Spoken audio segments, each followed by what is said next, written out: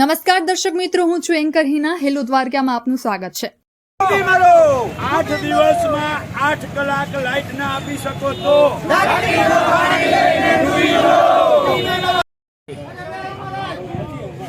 બરોબર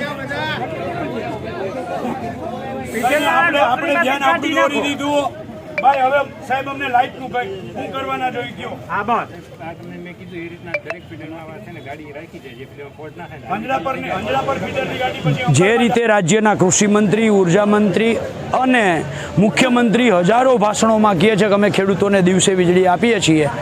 અરે સાહેબ, અહીંયા દિવસે વીજળી 8 કલાક તો દૂરની વાત છે. ટોટલ 8 દિવસમાં 8 કલાક વીજળી મળી નથી. એટલે આજે વડોદરા સબ ડિવિઝનના તમામ ખેડૂતો અને ખંભાળિયા ડિવિઝનની અંડરમાં આવતા ડિવિઝનના ખેડૂતોએ સાથે મળી એક ઢાંકણી અને પાણી લઈ આવી આપના ખંભાળિયાના કાર્યપાલક ઇજનેરના માધ્યમથી ઢાંકણી અને પાણી બંને મોકલું છે.